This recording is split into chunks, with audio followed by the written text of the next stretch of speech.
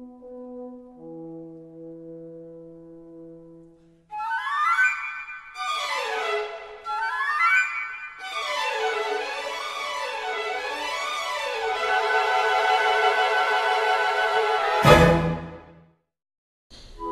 January to March every year, hundreds of millions of monarch butterflies gather near the town of Ocampo in 7 clearly delineated areas in the mountains. For these 3 months, they sleep, feed, drink, and mate, a kind of butterfly R&R, before embarking upon one of the most remarkable migrations on the planet, a flight of up to 3,000 miles.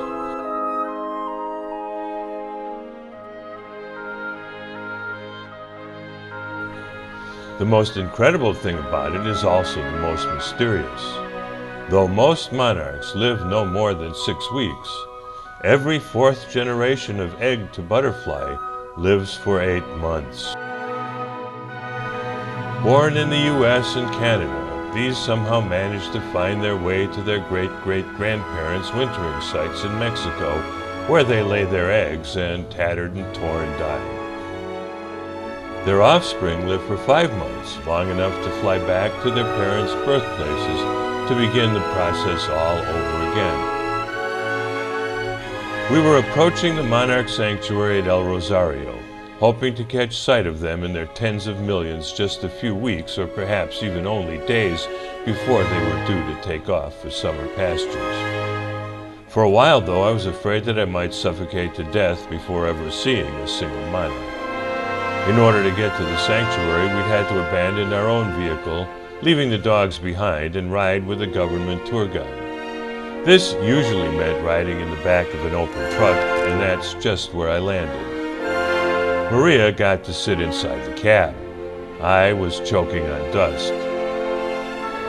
When the road wasn't studded with large rocks, it was something like my mother's ancient washboard, and always inundated with a thin and viscid red-orange dust that seemed to flow like water on the ground and powdered the air, coloring the jungle with a russet hue.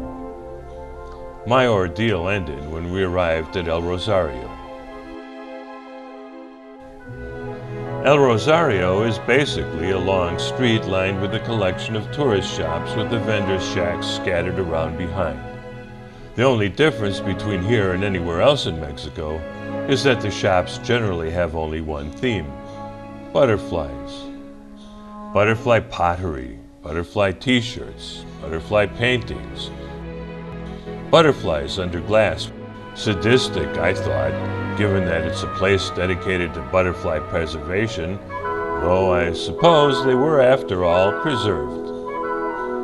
What was missing was butterflies. Real butterflies, the kind that fly.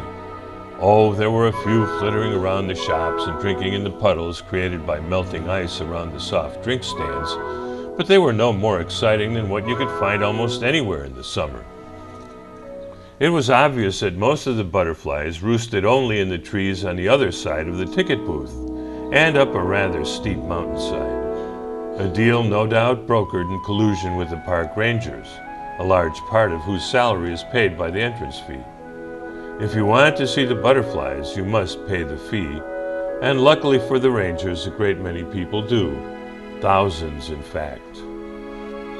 At first, I thought there were probably more people here than butterflies. They were everywhere, getting in our way on the arduous climb up the slopes, destroying the peaceful ambiance with raucous noise, crowding in front of the orange-colored trees. Orange trees? Has the dust penetrated this far? It takes a while to fully register. The trees are completely draped by butterflies, their branches so heavy with tiny bodies that it seems they should be in danger of breaking. They hang so low.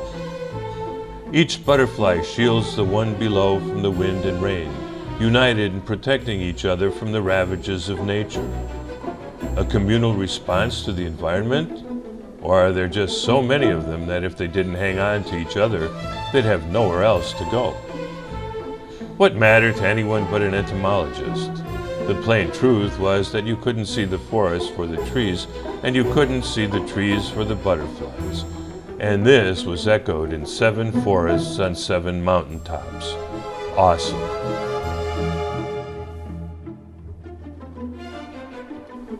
Then suddenly they take flight, and the world turns into a shimmering curtain of orange and black surrounding us from ground to sky, but never colliding with anything as the butterfly ballet gently wafts its way around obstacles.